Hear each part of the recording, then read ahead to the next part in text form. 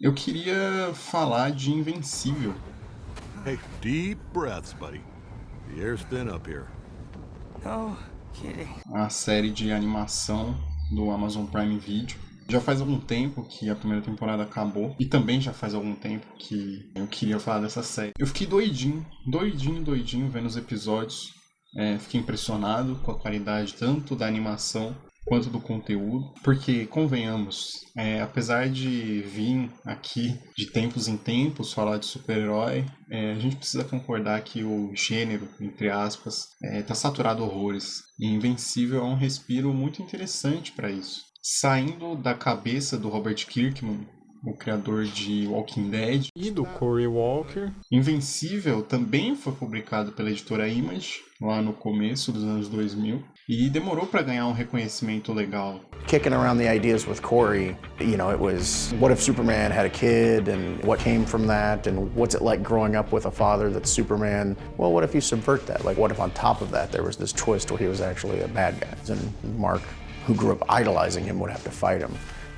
Invincible was fairly early on in my career. I came up with the idea with Cory Walker. Unlike other superhero books, it feels like the stakes are real. I don't know, I just like that it's real, there are real consequences to actions.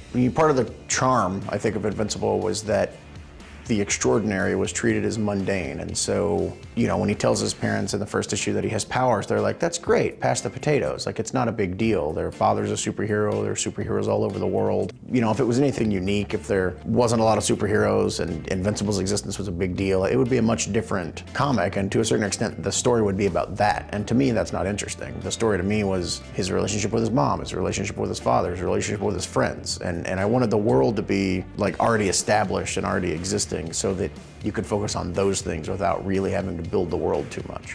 O quadrinho colecionou alguns prêmios e indicações importantes e, com os anos, foi ganhando notoriedade, né?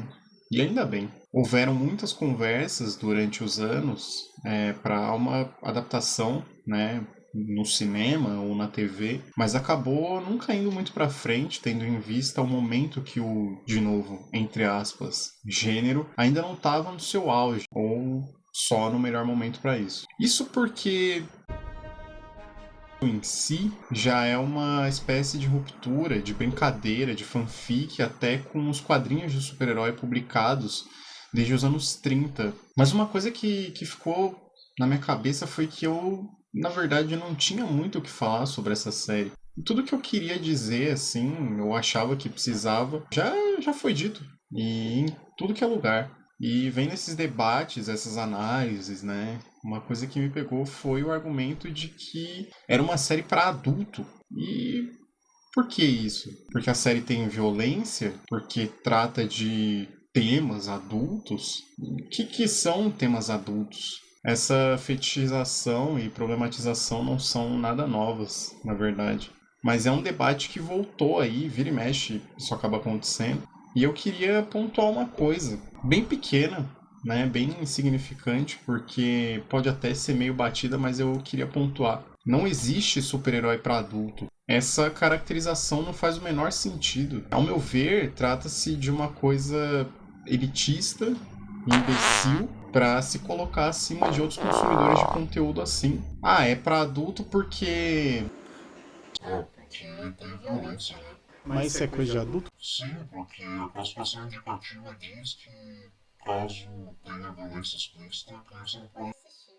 Entende que isso não parece muito para adulto, e sim algo feito um pouco para emular essa sensação de o que é ser adulto? Quando a HBO começou a se empenhar mais nessa questão de fazer séries originais, lá no fim dos anos 90, eles decidiram que, para se destacar, além de apostar em realizadores que poderiam levar a qualidade do cinema para a TV, porque era isso que eles tinham em mente na época, dentre algumas outras coisas, decidiram também que a qualidade seria elevada não só pelo produto, pelas ideias e tal, mas também pela expectativa que poderiam criar nos espectadores. Então o foco seria colocar essa pilha de que os produtos originais da HBO seriam diferentes do restante. Como? Seriam produtos para adultos. E sim, isso envolve um certo grau de nudez, por exemplo. As séries e filmes originais da HBO teriam que ter a trindade do tema adulto, que é nudez, palavrão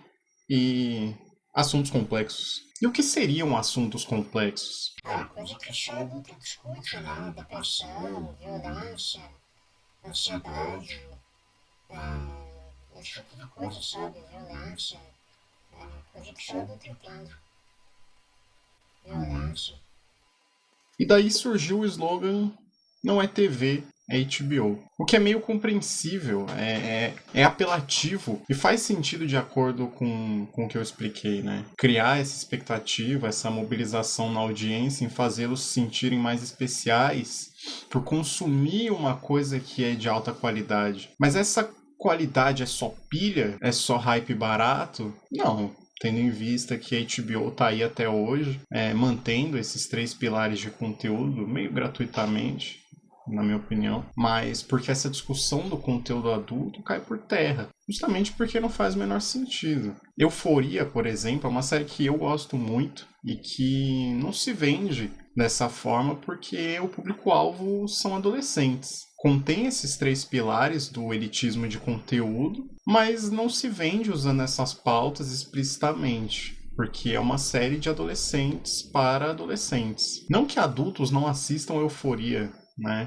Não tenham visto, mas o público-alvo são adolescentes. Vulgo crianças, talvez. Certamente não adultos, e aí que tá. Super-heróis foram criados para consumo infantil, e isso é indiscutível.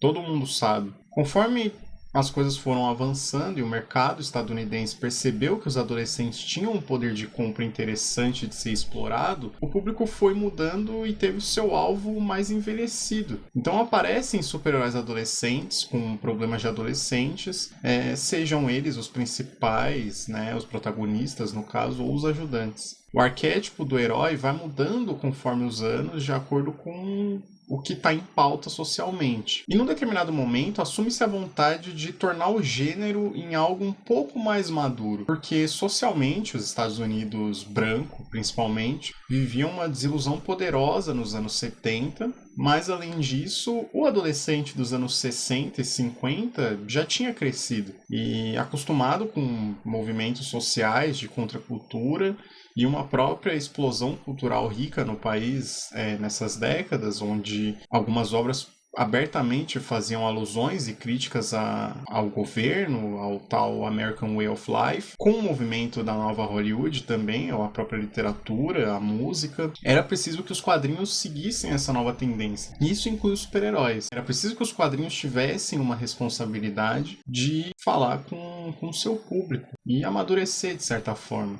Então é possível a gente ver essa tal maturidade dos personagens com os anos. Até que nos anos 80 aparece o Alan Moore com Watchmen. Em si, é outra desconstrução poderosa de um cara que entende os quadrinhos e super-heróis como ninguém e que na época já colocou nas bancas as 12 edições que mudariam a indústria para sempre. E sem juízo de valor a história de Watchmen, que é fenomenal, mas a repercussão e a compreensão da própria indústria quanto a isso é um dos fatores pelos quais essa coisa de super-herói para adulto continua em debate até hoje, e sem necessidade. Porque o sucesso especificamente de Watchmen não é o fato de que a história é sombria, se leva a sério e tem comentários pertinentes sobre o gênero. Viu, Zack Snyder? O sucesso tá nos comentários sociais embasados pelo meio. Tanto que nos anos seguintes, muitas obras sombrias e realistas tentaram aparecer para fazer um comentário sobre o gênero de super-herói e não ficaram pra história. Porque super-herói não é para adulto. Os personagens de Watchmen ficaram evidentes, conhecidos, tiveram sucesso porque o capitalismo é isso. Tem que macetar, tem que vender até virar marca. Mas levar o Batman a sério a ponto de achar que só adulto pode entender é demais. Well, I mean, I suppose that my feelings about the superhero have changed really very drastically over the past sort of 30 years. I mean, initially when I was 7, I saw the superheroes as an incredible source of ideas and imagination. It wasn't that I wanted to be Superman and be able to beat up bullies. I was a pretty big kid, I could beat up bullies by myself, so it was just purely the imagination that they represented. And that was how I used to feel about them. That was the way that I tried to treat them. When I began working in the genre, I tried to think of new ways to use the characters, stuff like that. My feelings have changed since. I have become really, really cranky and embittered. And it's my current feelings about the superhero are that what they largely represent. This is after looking at a lot of the people working in the superhero field and realising that they've never formed a union, with the exception of 3 or 4 people. They have never answered back to their employers. They have never complained about the subhuman way in which they are treated. When the artists that they profess to admire are taken out and put to the wall, people like Jack Kirby, when he had had his artwork physically stolen from the Marvel Comics offices, just before they were going to have to legally give it back to him. Yeah, you know, these things happen, just a pure coincidence, I'm sure. Nobody said a word. And you start to see a bit of a gap, a credibility gap, developing between these costumed champions who always stand up for the oppressed, who always struggle against tyrants, who are always on the side of the underdog. Yeah, and then you've got the artists who draw them, who have never shown any courage at all. And you start to think, I'm not asking these people to defend the Earth against Galactus, should he turn up.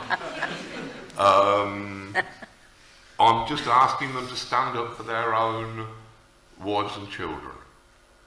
You know, you start to see the American superhero as a cowardice compensator, as people who will put up with their governments and their bosses doing almost anything to them, as long as they can escape into a fantasy where they are the Hulk or the Silver Surfer and nobody pushes them around.